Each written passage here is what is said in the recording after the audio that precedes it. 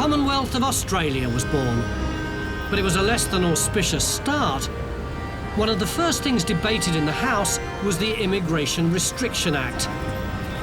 In time, it became known simply and ominously as the White Australia policy.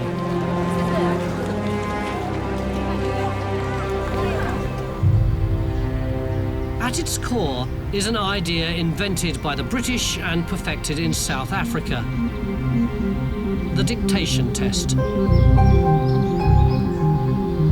To enter the country, you have only to write down 50 words as read to you by a customs official. But there's a catch. The words can be in any European language. The intention was to keep out non-whites, but the test could also be used to exclude anyone deemed undesirable. The whole business of the dictation tests came to a head in 1934 over a bloke called Egon Kisch, who was kicked out of his home in Nazi Germany because he was not only a Jew, he was a political activist and an anti-fascist and a communist. So he tried to get into Australia, but when his boat arrived in Fremantle, the government said, no, you're not coming in. So the boat sailed on to Port Melbourne. Once again, the government said, you're not coming in. And there was a little crowd round the boat, and Kisch was so excited, he jumped off it. And this was a big ocean liner, and when he hit the harbour side, he smashed his leg in. But the police just carried him back on board. Eventually, he was brought ashore in Sydney on crutches to sit the infamous dictation test, which had been used to successfully exclude so many. But Egon was fluent in lots and lots of European languages. So what could the government do to keep him out? Come in and have a seat. Thank you very much. Okay. Okay. And we'll start. Okay. Nahar, ha, nef. Could you say that again, please? Nahar, ha, nef. Kisch was asked to transcribe the Lord's Prayer from an obscure branch of the Gaelic language, rarely spoken outside the Hebrides Islands of Scotland. Hickich do rioch.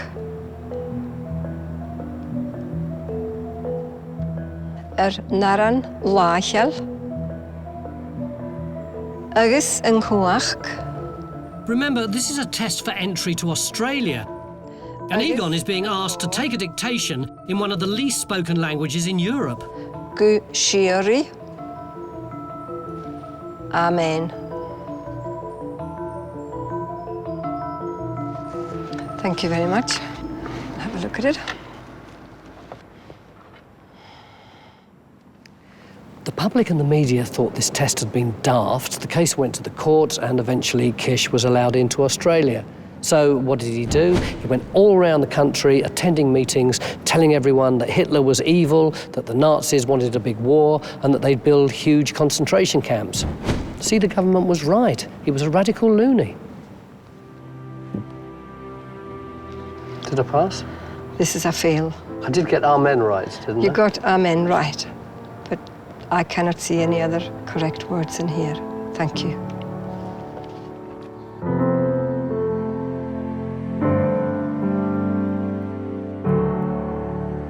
Was Australia the only country that was implementing this kind of policy?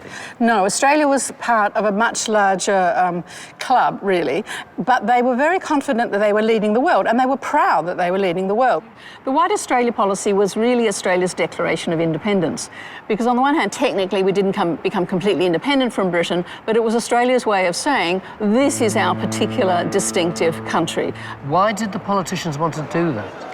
They thought that a white democratic country would have a much higher standard of living, that everybody could be equal, that everybody would share all of these things, but the everybody, of course, meaning whites only.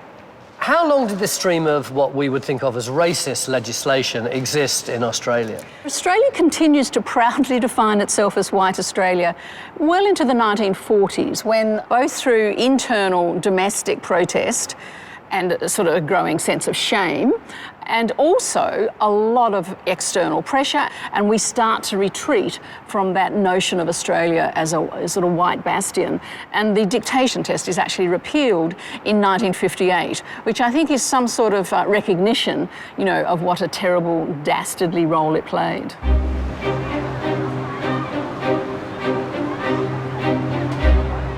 In the years before World War II, it was said Australia was more British than Britain.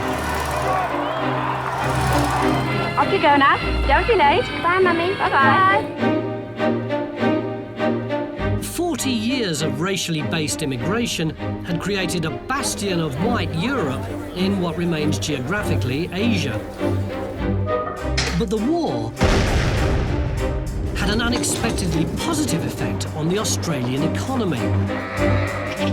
After decades riding on the sheep's back, the country was forced to industrialise for the war effort.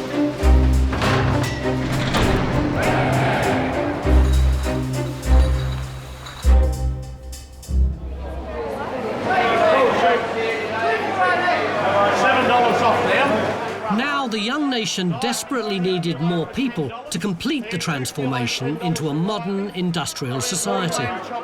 So under the slogan, populate or perish, she accepted huge amounts of migrants from all over war-torn Europe, and they transformed Australia forever. So how did the government do it?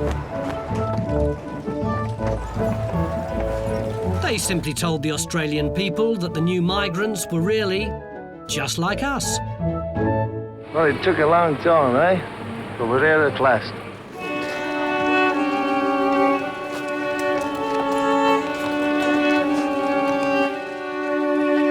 But in fact, the first group to arrive were from war-ravaged Europe.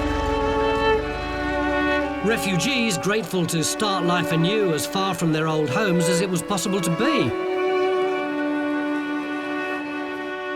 And they just kept coming, each new wave making its own unique contribution to an ever-changing society.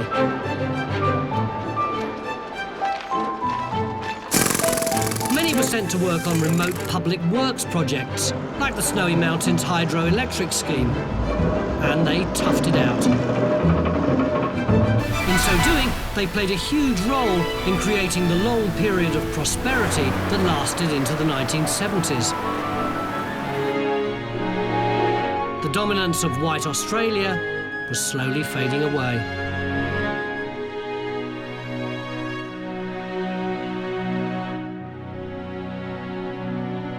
But there was one group of post-war migrants who were given no choice in starting new lives in the lucky country.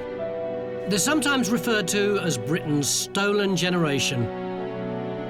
Taken from their parents and shipped to Australia for their own good. 10,000 children left the British Isles under the Child Migrant Scheme, which lasted almost 20 years and did untold damage to so many families. Your early years were in an orphanage? Right up to the age of 10. So how did they tell you that you were going to be sent to Australia? They separated 3 of us from the other children, and we thought we were something special. We were given special food, special clothes, and told that we were going to Australia. And we didn't know where Australia was, never heard of it. Weren't you worried that you'd never be able to track your parents down? I didn't know anything about my parents. I was told my parents were dead. But 1953, when I was coming to Australia, the first time they'd ever mentioned it, I was told, your parents are both dead and you have no brothers and sisters. And they put you in another orphanage? Well, here's the orphanages.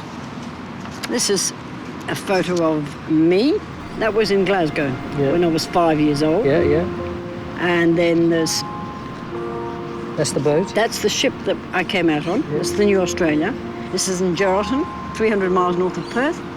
That's where I grew up till I was 17. And this is me when I arrived in Geraldton.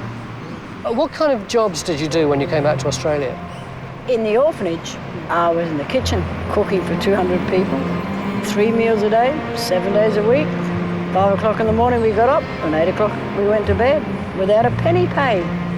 Do you think people still have hang-ups about the experience that they underwent? Yes, a lot of the child migrants do.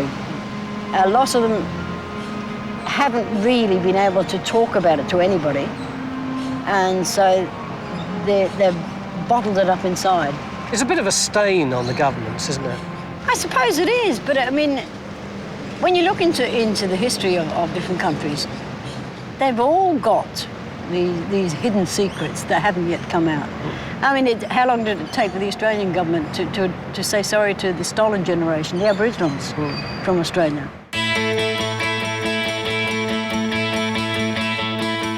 To anyone who lived in Australia at the time of the Second World War, the multicultural face of any modern city would be incomprehensible. Since the middle of the 20th century, more than 7 million people have immigrated to Australia's sandy shores. Many of those post-war migrants now have Australian-born grandkids and consider themselves as Aussie as a Vegemite sandwich. But it's fair to say not every new wave of migrants has been welcomed with open arms.